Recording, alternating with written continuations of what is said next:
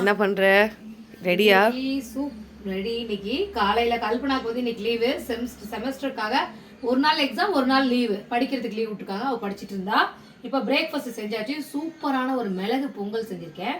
வாங்க நான் அந்த பொங்கல் அப்படியே எடுத்து காட்டுறேன். இப்போ தான் ஆஃப் பண்ணியிருக்கேன். அப்படியே தலை இருக்குது பார்த்தீங்களா?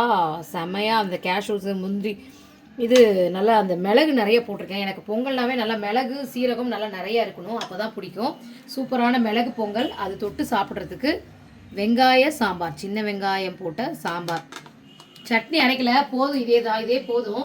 ஸோ சட்னி அரைச்சா அந்த தேங்காய் உடையிறது நெஞ்ச கறிக்கிற மாதிரி இருக்கும். அதனால் இன்னைக்கு மிளகு பொங்கல் அப்புறம் சின்ன வெங்காயம் போட்ட சாம்பார் நான் சாப்பிட போகிறேன். இன்னைக்கு செவ்வாய்க்கிழமை, செவ்வாய் உரையில் மறக்காமல் விளக்கு போடுங்க. நான் மதியானம் 1 to 2 தான் போட போகிறேன். நீங்களும் உங்கள் வீட்டில் செவ்வாய் உரையில் வெற்றிலை தீபம் போட்டு முருகனுக்காக வேண்டிக்கோங்க. ஓகேங்க, பாய்ங்க.